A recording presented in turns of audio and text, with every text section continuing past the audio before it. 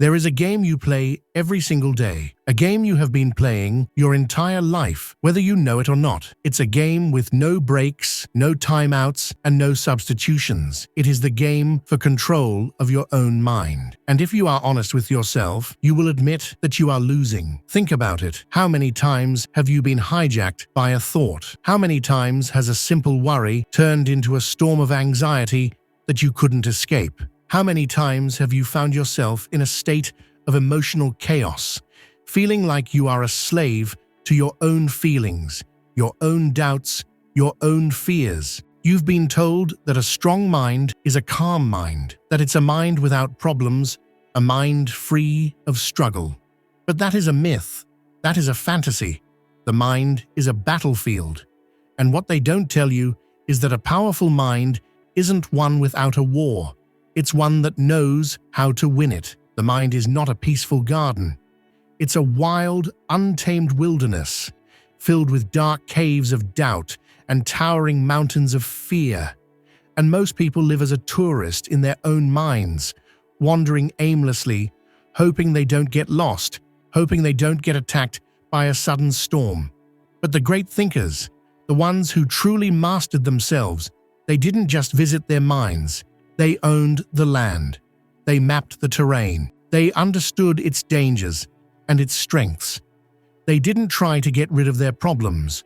They learned to use them as fuel. This isn't about becoming emotionless. It's about becoming a master. This is about strengthening your mind physically and mentally so that you are no longer a passenger in your own life, but the one at the helm. And the first step in this journey is to understand that your mind and your body are not separate. The ancient Stoics knew this. They understood that the physical world is the training ground for the mind. Marcus Aurelius, the philosopher king, said, "The soul is dyed with the color of its thoughts." And what do you think dyes those thoughts?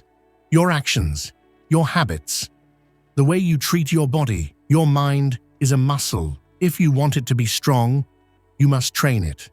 Not with weights and machines, but with discomfort, with discipline, the willingness to do what is hard.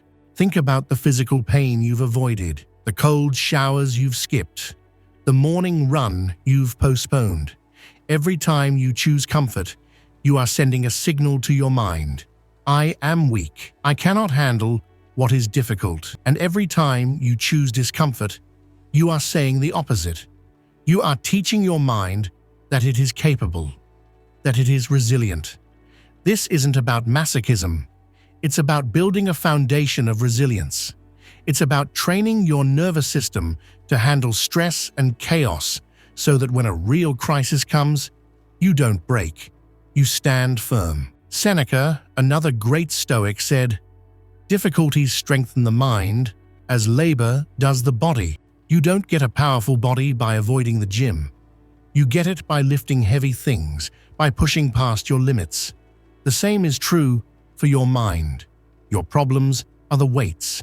Your pain is the resistance. Don't run from them. Embrace them. Use them to grow. And this brings us to the second and most fundamental principle, the art of a focused mind. Look at a chess grandmaster. When they sit at the board, they aren't just looking at the pieces in front of them. They are seeing 10, 20 moves ahead. They are not reacting. They are planning. They have trained their mind to see patterns, to anticipate their opponent's moves, to ignore the noise and focus on what truly matters. And how do they do this? By learning what to ignore. This is where the idea of escaping or ignoring some things comes in. But it's not the escapism you might think. It's a strategic retreat. The modern world is designed to scatter your attention. 1,000 notifications, 1,000,000 opinions, an endless stream of distractions. Every single one of them is an attack on your mind. They are your opponent's pieces, trying to throw you off your game. But a strong mind knows what to ignore. It's not about being naive. It's about being selective. It's about choosing where to place your attention.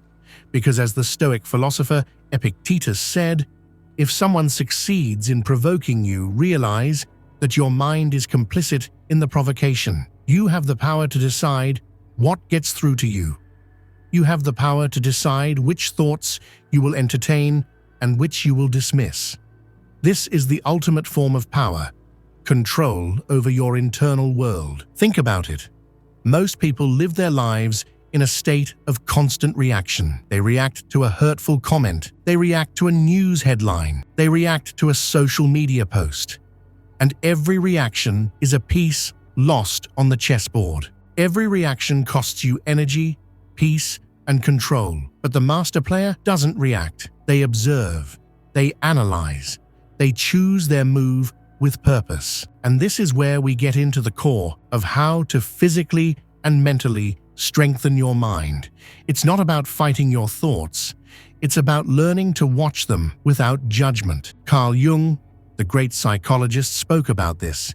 He said, "Until you make the unconscious conscious, it will direct your life and you will call it fate." What does this mean? It means your mind is filled with 1,000 old programs, 1,000 old reactions, 1,000 old fears you don't even know are there. You think you are making a choice, but you are just following a script that was written long ago. And the only way to rewrite the script is to first read it, to become aware of it. This is the purpose of meditation, of quiet contemplation, of just sitting with yourself, not to empty your mind, but to watch it, to see the thoughts that arise without attaching to them, to see the emotions that come and go without being consumed by them. This is the most powerful thing you can do for your mind. You are training yourself to be the observer, not the victim.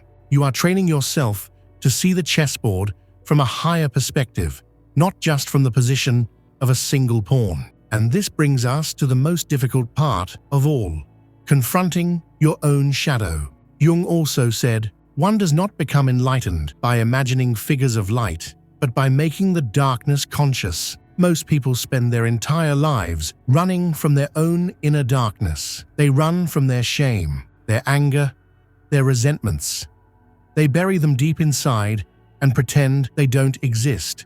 But what you bury alive doesn't die. It just grows stronger, and it starts to control you from the shadows.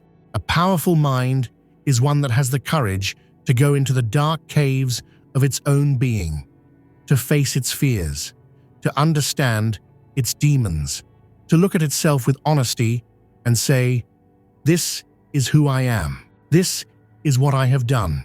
And this is what I am willing to change." This is not a pleasant journey. It is a terrifying one, but it is the only way to true strength. You cannot control what you do not know. You cannot master what you have not faced. And this is where the philosophy of Friedrich Nietzsche becomes critical. Nietzsche, a philosopher who sought to strengthen the human will, famously said, "That which does not kill us makes us stronger." This is not just a catchy phrase, it is a fundamental law of psychological growth. You do not grow by avoiding challenges. You grow by overcoming them. Every failure is a lesson. Every heartbreak is a chance for a new kind of strength. Every moment of suffering is an opportunity to forge a tougher mind. And how do you do this? By embracing the suffering, by not seeing it as a punishment, but as a test, by not asking, "Why me?"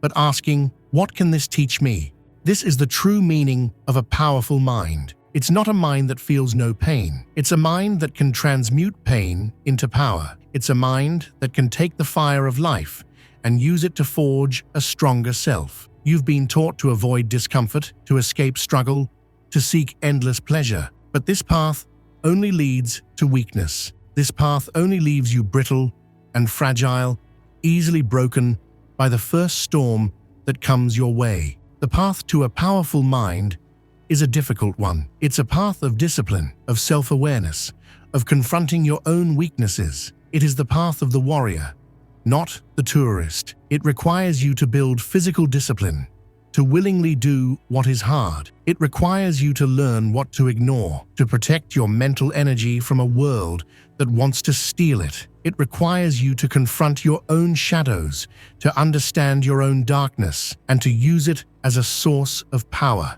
And here is the final, most crucial lesson, the one that ties it all together. You must choose to be the person who is in control. Nietzsche said, "He who has a why to live can bear almost any how." Your mind will only fight for you if it knows what it is fighting for. If you don't have a purpose, if you don't have a direction, your mind will be a ship lost at sea, tossed around by every wave of emotion and every storm of doubt. You must give your mind a goal. You must give it a reason to be strong. And that reason is not just to survive, it is to thrive. It is to become the person you are capable of being. It is to create something meaningful in this world. The powerful mind is not a gift. It is a creation. It is built piece by piece, day by day, choice by choice. It is built by choosing discipline over comfort, by choosing awareness over distraction, by choosing courage over fear. The choice is now. Are you going to keep living as a victim of your own thoughts? Are you going to keep being a passenger in your own mind, hoping the journey doesn't end in chaos? Or are you going to take the helm?